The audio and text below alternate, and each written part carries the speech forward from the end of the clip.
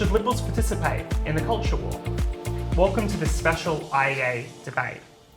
Today's topic is one that has very much dominated our political discourse in recent history, with questions about race, gender and sexuality coming to define very much of what we hear in the media and what is talked about on university campuses and right across society.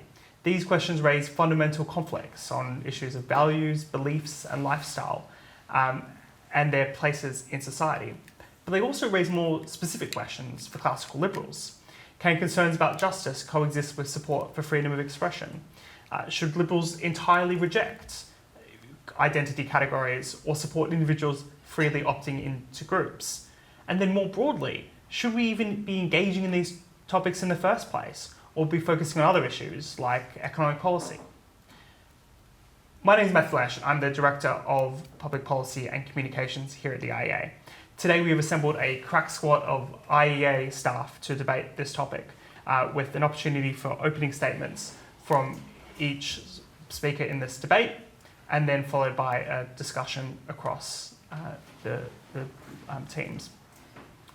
To open us up for this debate, I'm very excited to be joined by Dr. Kristian Niemietz, who is the the head of political economy here at the IEA, and he will be speaking in favour of the motion that liberals should participate in the culture war. Kristian.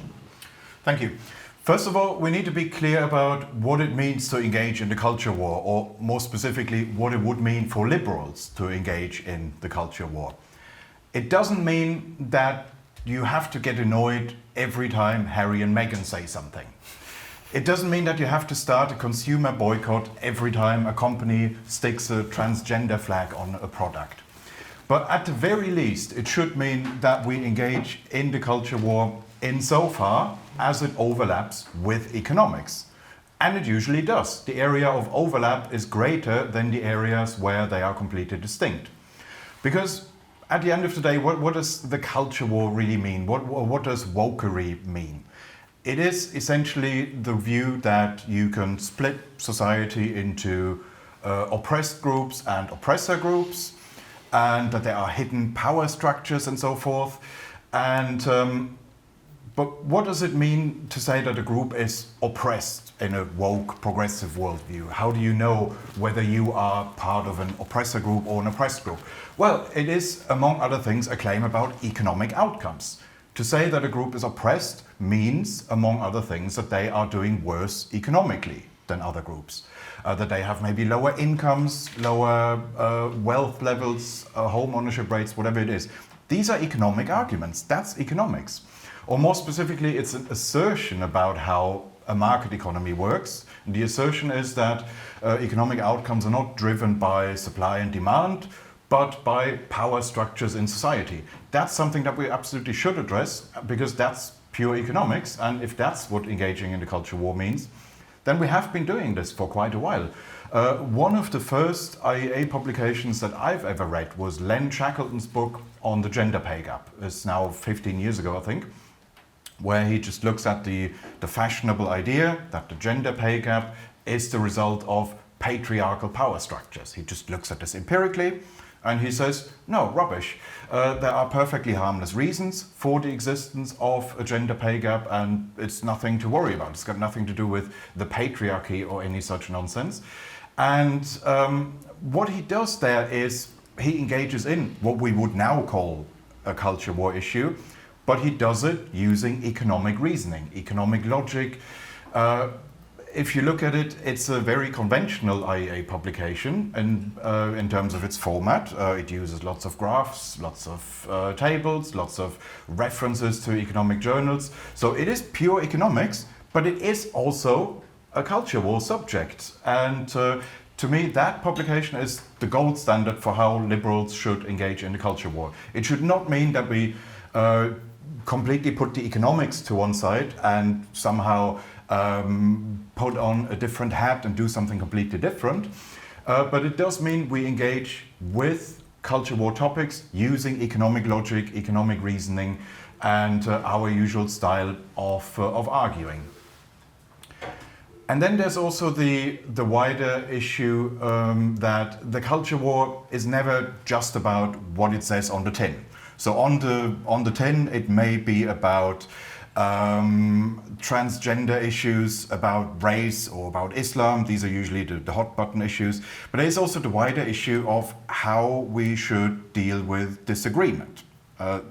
Should we try to explain why we think our opponents are wrong? Or should we try to mobilize a mob and try to shout them down? Because that's the way wokies operate. And once we've established that it's the latter, once we've established that is the normal way we should deal with disagreements, there is no way that that's going to be confined to culture war issues in the way we currently use the term. That is going to spill over into other areas, including our traditional areas.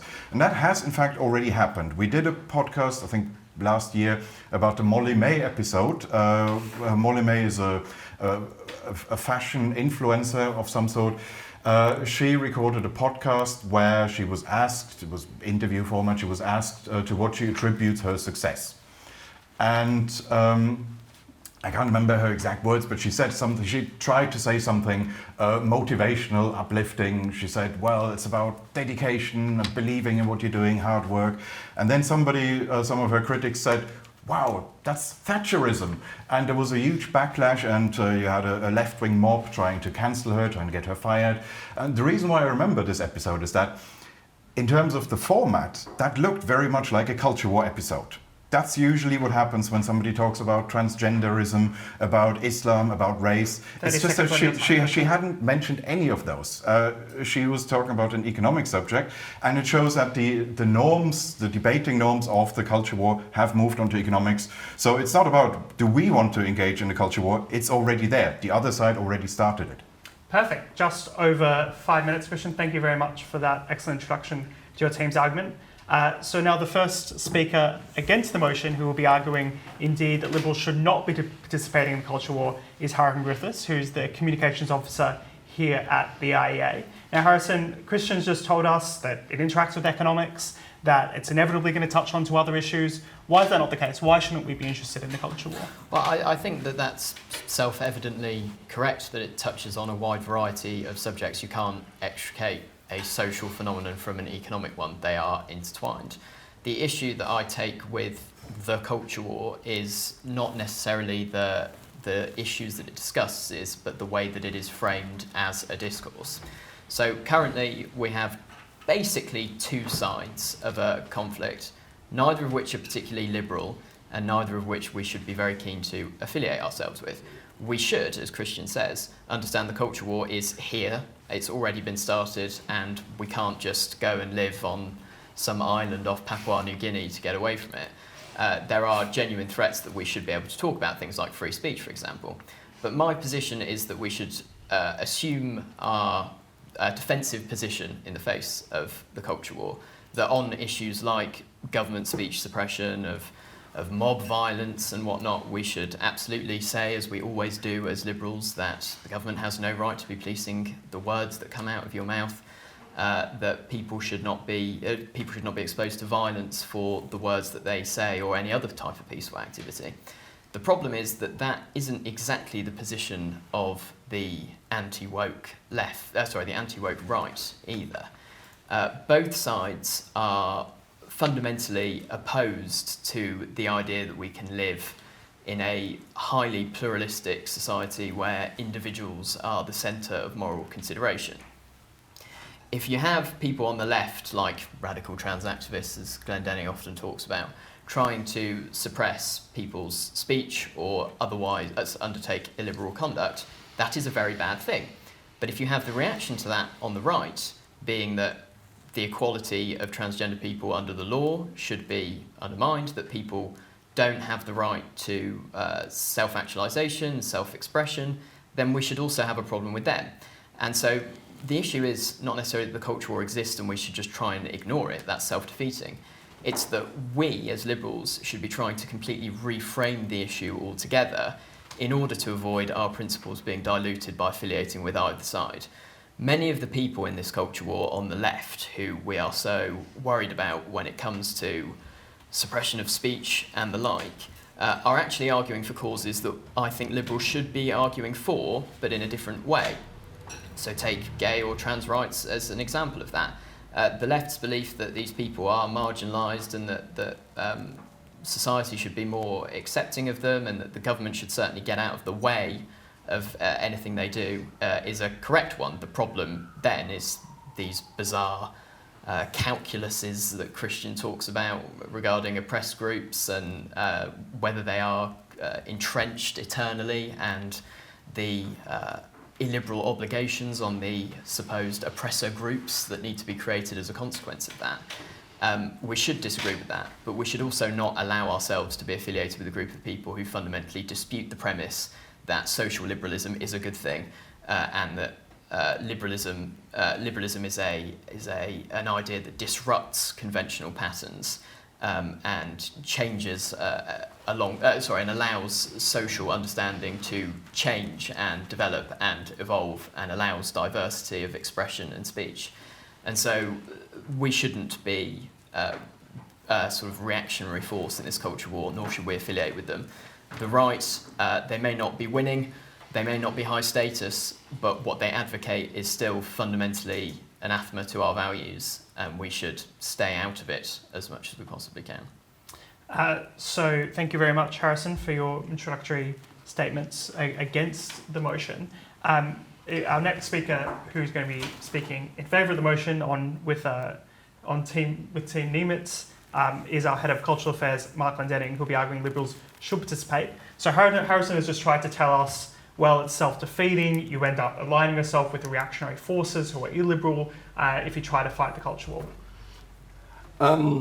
A lot of what Harrison said I agree with, but a lot I disagree with, and I dispute, and we may come on to this later, the idea that there exists a moral equivalent to what I call the culture control left, who are the people who are primarily waging the culture war in this country. There is no such equivalent actually on the right of the political spectrum in reality.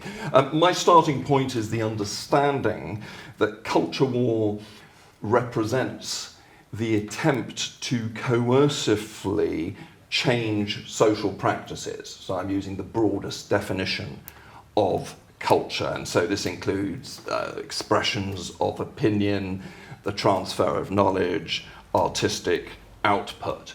And there are two ways in which this is now happening. This culture war onslaught is now developing.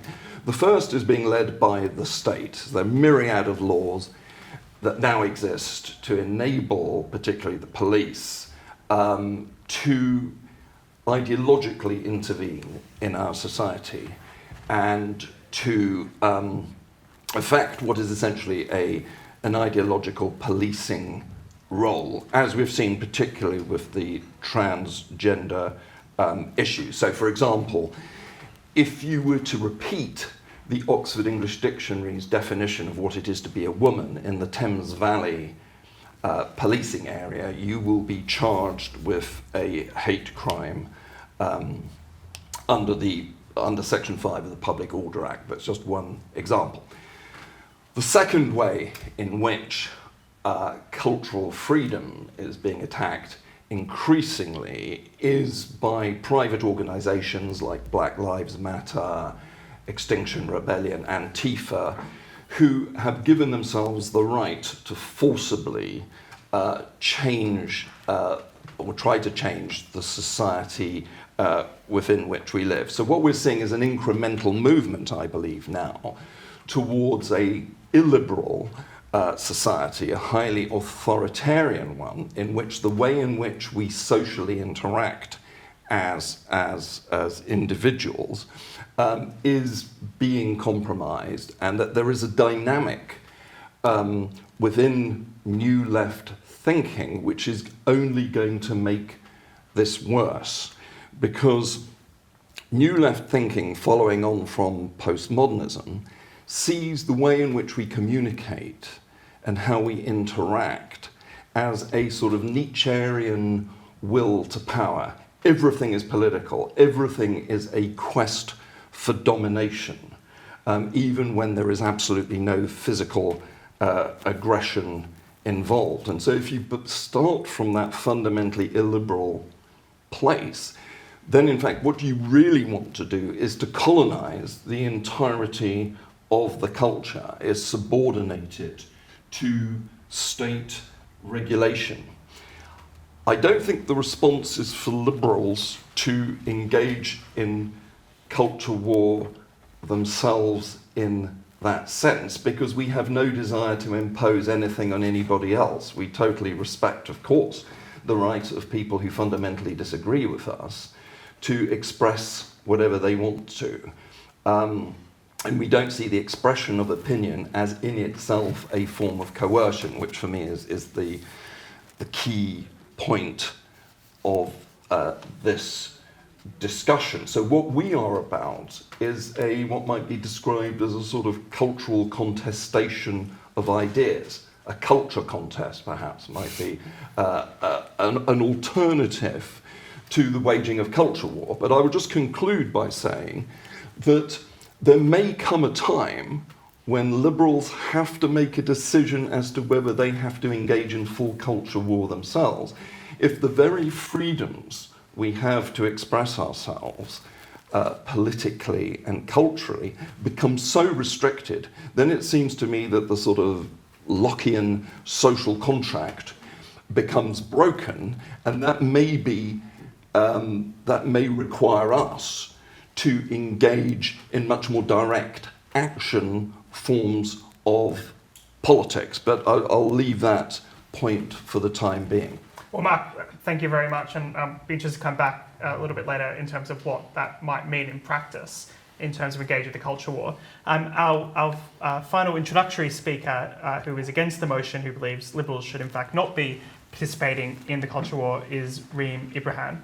Marc has just made an arguably persuasive argument about how the culture warriors are trying to use power to silence certain perspectives, and that must be, from a liberal perspective, fought back against. What do you say?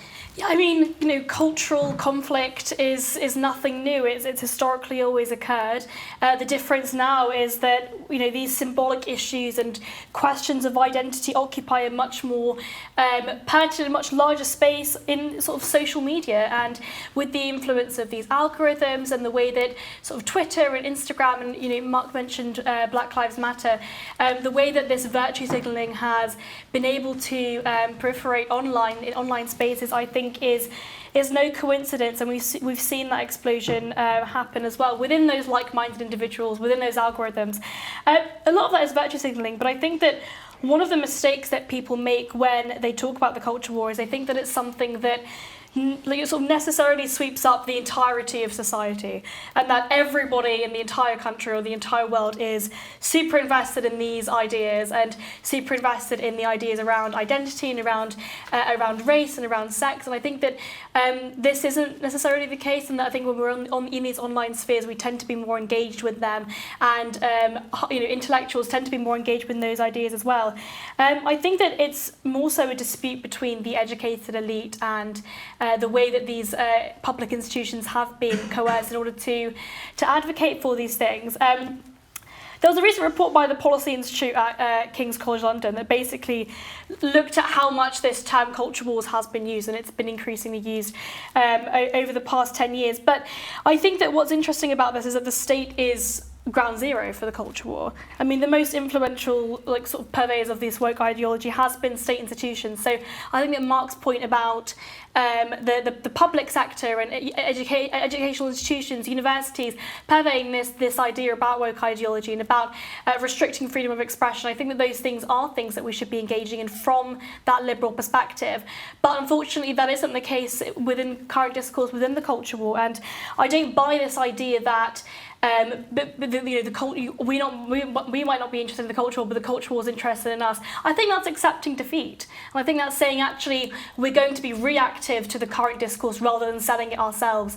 We should be setting it ourselves, and then we should be actually arguing for liberal values without engaging and without having to have an answer to these things. And I think that when we're thinking about being a libertarian or being a liberal, arguing that the state has the propensity to do more harm than good, arguing that you as an individual have the right to identify as whatever you wish to, that doesn't necessarily dictate your view or your position on these cultural war issues in broader civil society. In a free society, if the state didn't have this role in the public sector, I would say if you would like to argue that a woman is an adult human female, you're completely free to do so.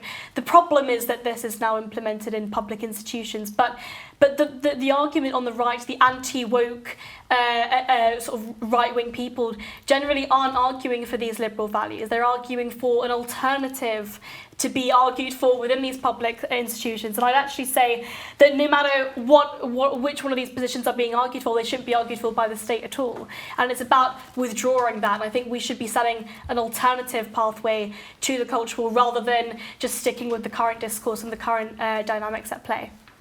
So Kristian, I want to end our kind of introductory remarks by just having a bit of opportunity to respond to any particular points there. This topic has come up, I think, from both Harrison and Reem, the question of, is there this risk that liberals get caught up taking on an illiberal perspective in order to fight the culture war, take on a kind of battle stations, not against the culture war itself, but on a side of the culture war that leads you down the path of arguing for things that aren't necessarily liberal, and that we just lean into the culture war rather than trying to be above it and providing alternative. Well, there are two separate questions here. The first one is, should we engage in the culture war at all? And secondly, if yes, on which side should that be? I think there is certainly room for engaging in the culture war without necessarily picking one of the existing sides, but to carve out a distinct liberal position where there is space for that. So, for example, last year there was, and it's still somewhat ongoing, there was this culture war question about whether transgender athletes should be allowed to compete in the women's league. Where we did record a podcast on this, where I remember my position on this wasn't to say yes or no, it was more about the question who should make that decision, and I was saying the sports leagues themselves should be free to do that. That is engaging with the culture war, but that is also not picking an existing team. It is a distinct liberal position on it. It's just that most of the time, if you take a liberal view on culture war issues, you're not going to be in equidistance to the woke progressives and to the anti-woke conservatives. You are going to be somewhat closer to the conservatives, at least in this country, because if we had a large Trumpian right, that would be a different story, or if we lived in Hungary or Poland. But I would say a lot of the conservative anti-woke side here has a bit of a leave me alone feeling to it. It's not that they want to impose specific values, they just don't want to talk about woke issues all the time. And that's where there is an overlap in sentiment, where they can be almost a bit liberal. And so Harrison, coming back to you on that specific point about whether or not it's possible for liberals to find, I guess, a third way in the culture war. What your argument was against was saying, very much, I don't believe that we should engage in the culture war on the side of potentially using state power for authoritarian purposes. But is there not a different way we can engage in the culture war, as Kristian has been suggesting? Yes, I suppose the difference, in my view, from what Kristian has just expressed is a bit of a distinction without a difference, or perhaps just characterised in a slightly different way. I think by doing that, the mere act of doing that undermines what the culture war actually is. We can try and, as I think we should, build this different idea, this different conception of the culture war, where it is completely separate from the mode of thinking that's employed on both sides of this, which is everything should be a matter for mass public debate. Every solution should be thought about by me while I drink my coffee in the morning and consider my feelings on this issue I've just learned about, and centrally sort of discussed in a one-size-fits-all manner. And thirdly, that in a lot of cases the government definitely should not be doing anything about it. But I think the problem with that on many cultural war issues is that, number one, we know this isn't you can't distill a culture war down to one country anymore because of the 24-hour news cycle, because of social media, because of just how interconnected the Western world at least is generally. And if we look to America for harbingers of what's to come in the next few months when it comes to the woke left in the UK, well, if we look to the right in America and the doom it might spell for the right in the UK, there absolutely is an equivalent of the culture control left on the right. In the state of Florida, they have just passed a law, which hopefully won't pass judicial muster, that would make you as a parent liable to lose custody of your child if you push them towards engaging in gender reassignment procedures. And it's not to say there's a massive call on the right to do that in the UK, but you are There's no call whatsoever. Well, no, there's not, but you are starting to see figures emerge in the sort of GB News area like Calvin Robinson, Lawrence Fox, for example, at the moment still very low status and probably not going to get anywhere, who very much do embrace the conspiratorial thinking and the will to power. We need to use the state to fight back against this because the left's going to use the state and politics is about winning, and so we must use the state. And it's certainly an argument that's gained more traction on the right, even if it's not massively widespread yet. And we should be very, very clear to draw, big blue clear water between us and them. And I think it's vital that we don't slip into that trap, because a lot of people in the US have done so as well. So Mike, I want to come back to you here. Firstly, on that main point, you say obviously it's not clear that there's as much of a political move in the UK for Ron DeSantis type laws, not only on trans issues, but the Stop Woke Act, also known as the Don't Say Gay Act, potentially limiting what teachers can say in class, a lot of interventions on universities in a conservative way. It seems, despite the talk about freedom in Florida, that very much there's a sense of using the power of the state to enforce kind of anti-woke precepts. First of all, I want to know, does that worry you at all? Is that something that you would be concerned about it against? And then towards the end of your speech, you mentioned, well, perhaps we need to engage in direct action. Is that the kind of direct action you're imagining, or are you envisaging something else altogether? Well, I was, first of all, before I come back to your question, or the first part of your question, we have a situation now where groups like Extinction Rebellion have given themselves the right, and we'll see this forthcoming weekend, the right to take over our streets, essentially. And I think in certain circumstances, the good burghers of London have the right to take direct action against them in order to liberate their streets. We saw that when they stopped the trains leaving Stratford Station, and the commuters, basically, because the police weren't doing anything, took the law into their own hands, quite rightly. So I think there are particular circumstances whereby private individuals have the right to oppose this proto-authoritarian, proto-sort-of-fascistic movement that I see emerging on the culture control left. When it comes to what anti-woke public officials, elected officials like DeSantis in Florida or what have you, should do, this is a very interesting question, because this relates to how liberals perceive the public sector and public sector institutions once they get control of them. So if you have state schools, it seems to me that people with a liberal sensibility can't just sit back and say, we are going to allow the other side complete free rein, which is what is happening in our schools in Britain, whereby one-sided propaganda is being pumped at the children of this country. Obviously, as liberals, we ultimately believe that all schools should be independent, and so they could determine for themselves what their guiding educational ethos was on sexual and other matters. But that is not the reality of where we are at this moment with regards to the vast majority of schools. So I think it's quite legitimate for publicly elected, broadly speaking, liberal politicians to try to impose on within state institutions, including schools, some attempt at balance and maybe the prohibiting of the expression of certain types of values within the parameters of that institution, because these are taxpayer-funded bodies. I just want to be clear about your position here. Would you then support what is effectively the premise of Ron DeSantis's Anti-Woke Act, which indeed tries to go along that line in Florida? I don't know whether you've looked particularly closely, but it does try to say there are certain things that schools as public institutions effectively should not be taught. Now, I think there's a lot of concern there that, well, if you can't teach about these issues, you don't have a full education. If you can't, even from a liberal perspective, but even whatever your perspective is, these are real issues going on in the world, and students shouldn't be indoctrinated, which I think is an issue, but they should learn about them and discuss them and think about them, surely.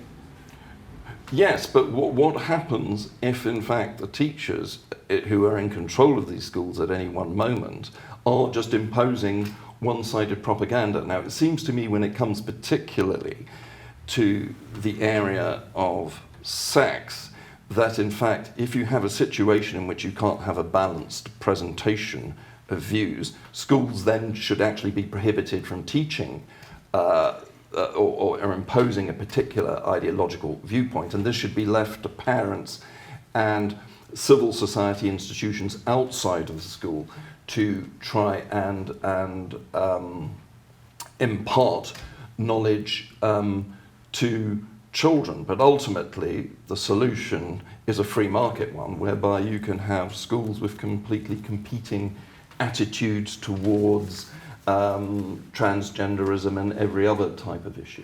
Can I very briefly say this goes exactly to prove my point? You are an impressively principled liberal man, Marc, and you also, unfortunately, we at the IEA, we in the liberal movement don't have a sniff of power, and already you're making calculations about, well, if the government already does this, we should, you might make the pragmatic case, well, the government does already do this. Well, yeah, it might be quite far off the idea of getting the government out of education, but it is possible, and we should advocate purely on that, question the entire premise. And I know that's fundamentally what you want, but no, there should be no vanguardism, there should be no in the meantime. It should be, get the government out now. It can't be Ron DeSantis' censorship, and it can't be Gavin Newsom's censorship. Reem? Yeah, because I think that we're obviously against taxpayer money being used to advocate for these particularly controversial beliefs in the first instance. But I think that Harrison touches on a very important point there, that as soon as we start going down this, well, in the meantime, I would like to see freedom of expression be upheld within the public sector, within these schools. Actually, what happens then is we get this alternative, more authoritarian version of the anti-woke sort of agenda that we see at the moment. So there are two sides in the culture war. And I think that no matter how we engage within those arguments, unless we are arguing purely from the perspective of, I want the state to be staying out of this, and then we let people have that cultural conflict outside of the state within civil society, as soon as we start arguing for these things in the meantime within state public institutions, I think that we completely lose the argument and we lose the liberal debate. Kristian, I want to bring you back in on this point, because this seems like a slightly different issue to the ones that you were more directly engaging in your remarks. Now, you're very interested in engaging in the kind of economic policy questions that come out of the culture war. Are you in the same way interested in, as Marc seems to be open to, forcing schools not to teach certain subjects because they might be too woke on them? No, I wouldn't do it in that way, but you certainly have to engage in the meantime logic, unless you believe that the privatization of schools is just around the corner. These ideas, Milton Friedman wrote about his education vouchers in the 60s already, and we've seen only baby steps in that direction. For the rest of our lifetime, there will be state schools, and we need to take a view on how they operate. And I don't think it's that much of it's that big a deal to say, yes, you can teach those issues, but if you bring Black Lives Matter materials to the classroom, then you also have to bring something from a competing side. To bring some Thomas Sowell into the classroom. Ideally. Well, there are schools that invite us, but I'm sure they wouldn't just have us. They would also at least try to invite someone from a left-wing think tank. Yes, quite rightly. So, Kristian, I want to move on the debate a little bit, which is something that you kind of talk and write about quite a lot, the sense of high status, low status, what are high status opinions, low status opinions. Something that I think is a genuine kind of strategic question for an organisation or people involved in an organisation like the IEA, is by engaging on those cultural questions, are you undermining your ability to reach broader audiences on the kind of, I suppose, bread and butter economic issues? So does talking about trans mean that we get ignored when we talk about the planning system? Does talking about Black Lives Matter issues mean that we can't engage as much on financial regulation because we just get pigeonholed into what some might consider a low status opinion? Is that a bit of a risk of taking a firm stance or engaging in the cultural war issues? It is, yes, but that doesn't strike me as a reason for not doing it. I'd say it would be a bit cowardly if we said, okay, here's an issue where liberal principles are clearly under threat, but let's not talk about it because that's a bit low status and we might be on the same side as a GB news presenter. How horrible would that be? No, then we have to say, well, if this is the right thing to do, if that means that if that's considered low status, if that's considered a gammon argument, so be it. Sorry, go on. Harrison, engage on principle or not? Yes, absolutely. But just to signal a point of agreement between Kristian and I there, I think even though our movement is tragically small at the moment, one of the advantages of that is division of labour. If Marc can bring an audience on board from the sort of culture war right, that's an excellent thing. If I can talk to some weird commies about something I agree with them on and they maybe listen to us, if Kristian can talk about housing, if Julian can talk about inflation and the Independent, then all's good, division of labour, and we don't know what the perfect way forward is, so we should try all of them. Do you think we also, though, sort of risk ostracising a huge amount of people that we probably could convince to the Liberal side? I mean, I think that when we are talking about these sort of what we might call the low status culture war issues, actually we totally ostracise a huge number of, especially young people that are more socially liberal, that could potentially want to adopt more free market views, but I think that actually we entirely ostracise them, and as soon as we start talking about our views on what a woman is or on Black Lives Matter or whatever it is in the public sector, we totally ignore those people, and actually they could otherwise be taken on board with the free market argument. Yeah, but that's why we need to always make clear there is a qualitative difference between socially liberal and woke, and there is a very clear dividing line. You can be extremely socially liberal without being woke in the slightest, and I don't see a risk that we end up on the side of or that we blur that line. I've never seen anyone from this building here engaging in the culture war in a way which risks coming across as non-liberal. And also, the fundamental point here is that real liberalism is a meta-philosophy. It is not a philosophy of life. It doesn't seek to impose content in terms of lifestyle and belief and cultural activity or sexual activity on other human beings. That is what makes us uniquely different from authoritarian small c conservatism, socialism, fascism, anarchism. All of those are ideologies that seek maybe in different ways to impose particular ways of life and belief upon other human beings. So our approach to these issues, as Kristian has just said, is uniquely different. It's a uniquely different ideology, and we have to explain that at some point to people who might, in a simplistic sort of enemies and friends type of mentality, either you're with me or against me, we have to, as it were, go non-binary. We have to say, look, the alternatives are not authoritarian conservatism of one type or another, or wokeism on some particular issue.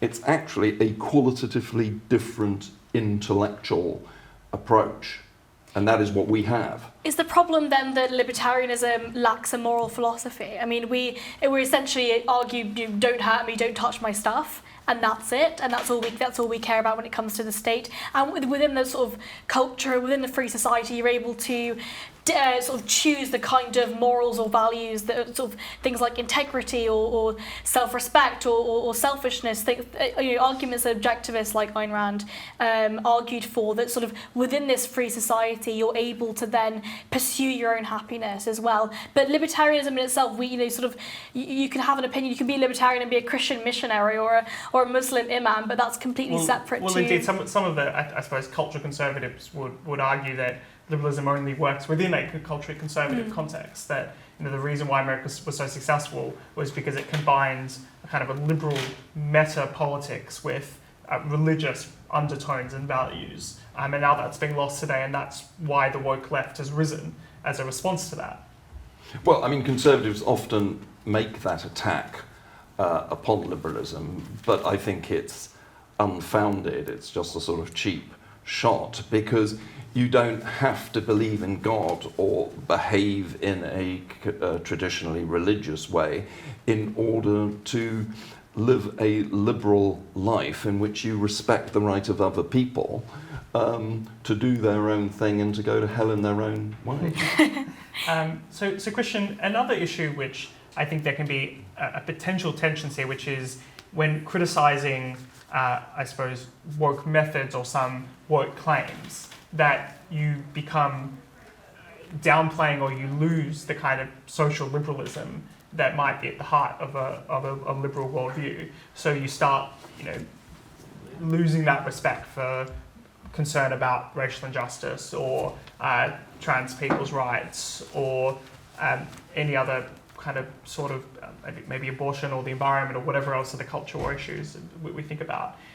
Does that kind of worry you as a concern if we go down this, I suppose, anti-woke third way that's still, as you've said, more anti-woke than it is pro-woke?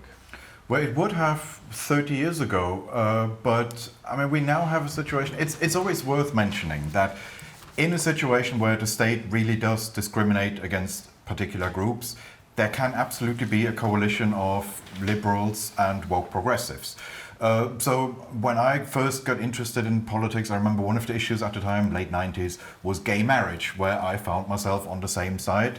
Having just discovered liberalism, I found myself on the same side as woke progressive. Well, I wouldn't have called them that at the time, but proto-woke progressives, and thought it was a bit odd. I didn't like these people, but on that issue we were on the same side, and that's what liberalism was like. That's because at the time, the state still did say marriage is only for straight couples, and in that way discriminated against a particular group in society. If you have that situation, you can absolutely have a coalition of progressives and liberals. And that's why, historically, if we look back, that's why a lot of liberals, when they criticize feminism, always make clear no problem whatsoever with first wave feminism, because that was still what you could call liberal, or even second wave, when it was about, okay, there's equality between the sexes on paper, but does it really always work that way? These are concerns that a liberal can share with a progressive. It's just that once you have a situation where we really have equality before the law, and it's not just on paper, it works that way in actual practice, I'd say the difference between a liberal and a progressive is that the liberal knows when to stop, and now is the time when to shoot. Is it time to stop on those issues? No. I think this is actually fundamentally the point of contention in these debates, is, well, where do you see the status quo? Kristian is right that there was much more of an imperative 30 or 40 years ago to take up some of these social issues and agree with the commies on them. But I think you're wrong to say that there's still not a hell of a lot of work to do, not just in the social sphere, which should concern us but doesn't specifically concern liberalism as an ideology, but also in the policy sphere. So take the Equality Act, for example. It's a pretty progressive piece of legislation that invents a load of rights, i.e. coercive obligations on people in accordance with a very left-wing interpretation of what equality under the law is. It's bad, and it should be repealed whole, entire, and perfect. The problem with the culture wars we have it now is that the right is not, of course, even close to as taken over by the Trumpian populism as in the United States or in Hungary or whatever. But the right, in my view, tends to be either one of two things. It's either a very nasty, pernicious, discriminatory force that's incredibly reactionary, incredibly active, or it's the sort of progressivism driving the speed limit type of conservatism. Both bad, but bad in different ways. And what we have in the UK is the right is mostly progressivism driving the speed limit. And so what we have now, when difficult questions are raised on the trans issue when it comes to the rights of women under the Equality Act, we should be right in there saying this whole thing's got to go whole, entire and perfect. Might not happen, probably won't happen, but we should be making that claim very strongly, not saying in any way what side of the issue we're actually on. However, what we've got now, and what people who are at least adjacent to our movement are starting to hail, is Kemi Badenoch saying they're going to clarify the definition of biological sex. This is miserable. And that's one of those things that needs to actually actively change, and that we need to push for in an active sense rather than try to conserve. If everything was good and the wokies were trying to destroy it, we should look in a defensive way to conserve what we already have. But there is still work to be done in a variety of areas. I mean, police, prisons, war on drugs, all of that stuff still needs to be done, and we should not pigeonhole ourselves into this group with people who are in no way aligned with us on issues like that. Marc, can I bring you in on this point about how we can, I suppose, balance that underlying liberal approach to individuals with their rights to form groups and be part of certain identity categories, whilst at the same time being anti-woke or critical of woke excesses and authoritarianism, as you have so argued?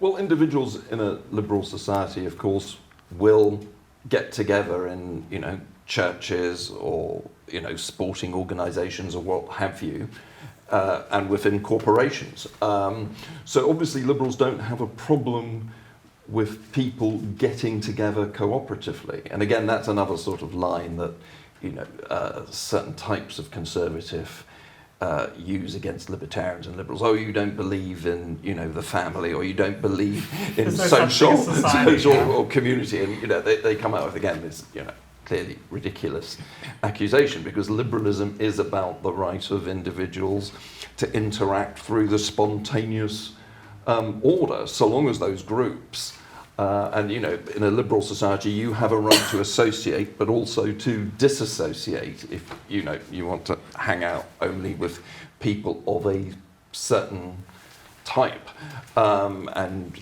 you should be free to do that, so long as you're not actually seeking to impose anything on the rest of us. And doesn't this go back to, Hayek's Why I'm Not a Conservative? Kristian spoke about this coalition between these various different political cleavages. Hayek ended that essay arguing that, for the meantime, conservatives and liberals are in coalition with one another, and that coalition is to fight against socialism. I, at the moment, don't see that happening. I don't think that the culture war, and I think engaging in the culture war completely disintegrates that coalition and that argument against socialism. Why doesn't? I don't quite follow you. But because when we're in coalition with the conservatives are with these cultural issues arguing for more state intervention and use the state to combat the culture, these cultural changes, these cultural arguments. I actually think that this coalition is sort of in short form. We should sort of very much so separate ourselves from these conservatives, because I don't think that conservatives and liberals should be in coalition with one another forever. You probably said the most viciously anti-woke constituency on the right are the kind of national conservatives, who quite explicitly seem to reject free market economics as one of their core tenets. Yes, they do, and in a way, okay, that's just them. That's fine. And the same with socialists. But it doesn't mean that we as individuals or organisations like the IEA shouldn't form coalitions with people who, on particular issues, primarily relating to the culture war issues we've been discussing, that we shouldn't form sort of popular fronts and alliances with people, whether they come from the traditional left, who don't, a lot of the traditional left do not, of course, like this kind of woke stuff, or indeed national conservative types, where they are prepared to adopt a liberal position even if they're not liberal in the round. Otherwise, we're just, we're just operating as a sect. Kristian? Just to add to that, a lot of conservatives nowadays, and that's maybe peculiar, that's part of the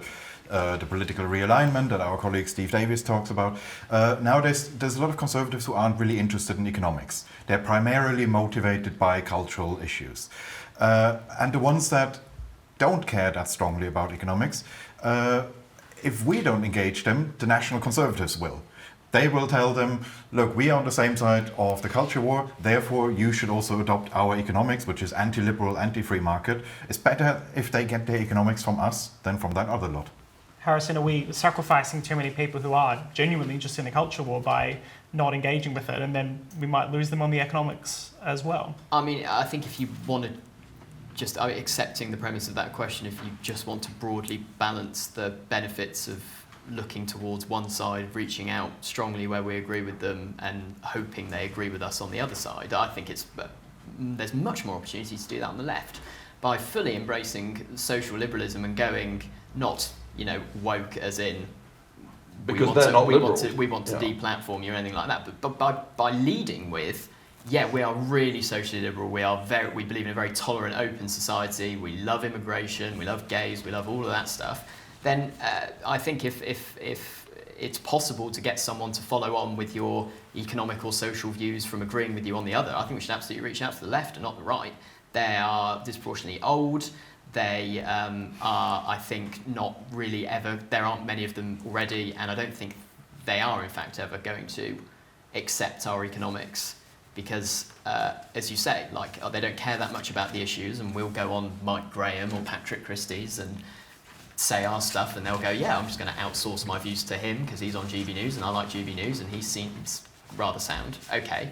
But the problem is I don't think that actually translates to people's views on economics when the economics really matters to them. So I think if you go on and talk about, I don't know, what 3% cut in corporation tax rate might do, they'll be like, that sounds great, anyone who wants a 25% corporation tax hates England and hates Brexit, great. But then if you start trying to talk to them about the energy price guarantee, for example, I think they will go back to their instinctively statist and central planning sort of intellectual roots when they say, well, here are the high prices, and we can go in there and say, well, prices are a mechanism which signals, and the government shouldn't control prices for X, Y, and Z reason, but they're like, I'm suffering now. I mean, you need to make the case more broadly. You can't say to them, well, I hate the wokies as well, and by the way, Hayek said this about prices. Well, okay, I'm not saying that you can convert everyone on the conservative right that you talk to into a full-on Friedmanite or a full-on Hayekian, but there will still be issues where they don't immediately have an instinctive response, and there it does matter whether they're more likely to get their economic views from us or from a national conservative. So unfortunately we're coming to time, but I did want to give everyone the opportunity to give some final closing remarks in a minute or so. Any final thoughts? We'll go in the same order we started in. So the topic of today's discussion, of course, is should liberals participate in culture wars? Kristian, why is that so? Well, I accept that engaging in the culture war is slightly odd for liberals, because normally, as you said, liberalism is a meta-philosophy. We normally don't comment on what individuals do in their private lives or what private organizations do. Engaging in the culture war means that we would have to do that. We would say if a university decides to deplatform someone or sack someone because they said something unwoke, we would take a view on that and be judgmental. We would not say, okay, you're a private organization, you can do what you like. We would say the liberal position here would be, yes, you are a private organization, you have a right to do that, but I would rather you didn't, and I will be judgmental. I will use the platform I have to express my disapproval of that. And that does make it a bit different from the traditional liberal argument here, which was that I remember ages ago when free schools were first brought in. There was a free school that taught some religious content that was controversial, and there was a debate, should they be allowed to do that? I wrote an article saying, yes, they should. It didn't even occur to me at the time to say anything about whether I personally agree with it or not, because normally that used to be our style. We just talk about you should have a right to do this, you should have a right to do that. We talk about the rules of the game rather than what we think the players should do. Engaging in a culture war, it does mean we have to step out of that comfort zone and say, well, okay, this is within the rules, but don't do it. It's still wrong. And that's where the culture war is a bit different, but we should still do it, because these traditional liberal arguments, they come from a time when you have competing centers of power rather than this elite groupthink that wokery is, and we can't just ignore that. Harrison, we can't just ignore it. Why should we then not engage?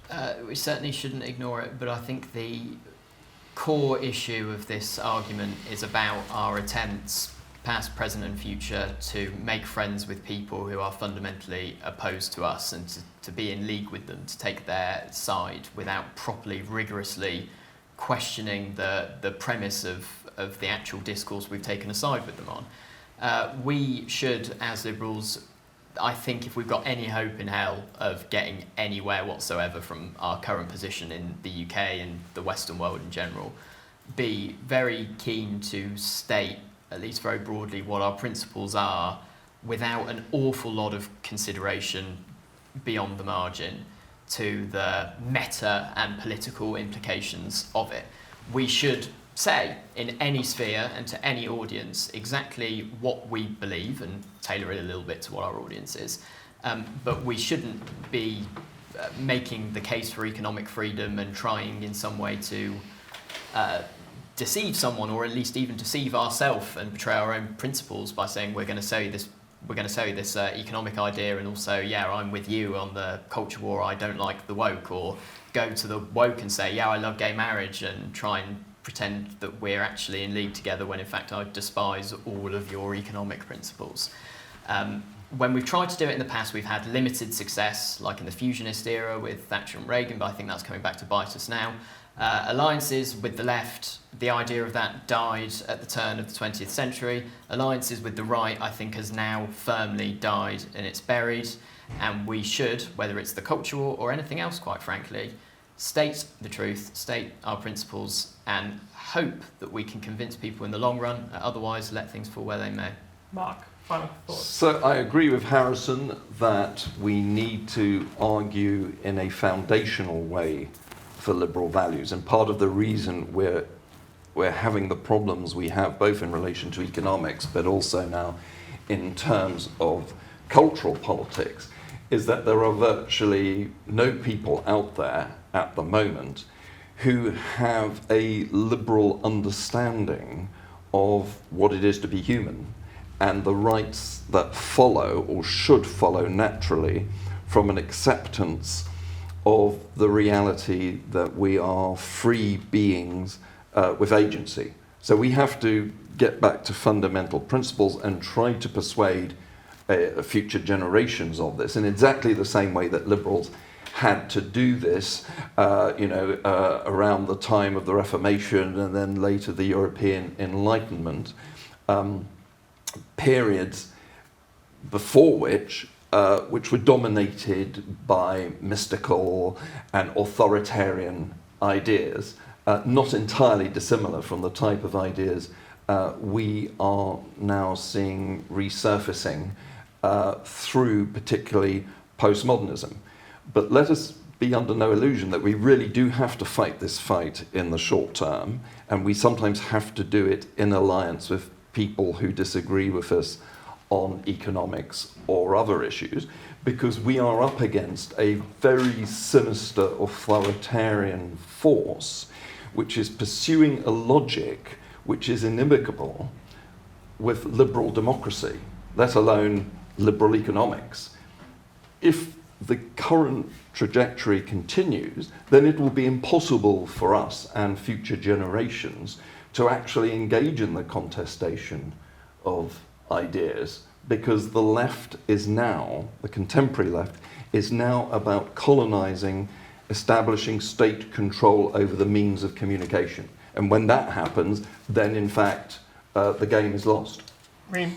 The culture war clearly is sort of two sides of authoritarianism, and we're seeing. I think that Marc is entirely correct in his depiction of the left as this authoritarian, sort of pro-woke, pro-social justice warriors, cultural Marxism, if you will. But I don't think that the solution then is to be in partnership with those that also are arguing that the state should be combating this. I think that what we should be doing instead is actually opening ourselves up to the liberal values and only sticking with those and arguing those principles. And actually, I think we'd have a lot more people on board with us on the economics if we stuck to what we believe in, and that is liberal values. Well, there we have it. Thank you so much, Kristian, Marc, who've on the affirmative side, Harrison, Reem on the negative side on this question about should liberals engage with the culture war. It's now over to you, the viewers, to decide whether or not you agreed or disagreed or had a completely different view. Please do comment in this video to give your opinion on whether or not liberals should engage in the culture war, and if so, how that engagement should be taken. Thank you so much. This has been an Institute of Economic Affairs special debate. If you're enjoying it, please do subscribe on YouTube or visit our website iea.org.uk to learn more about us. Well, if you enjoyed that conversation, why not watch one of these other videos? And while you're here, remember to hit the subscribe button and the notification bell. That way, you'll never miss out on a single IEA broadcast.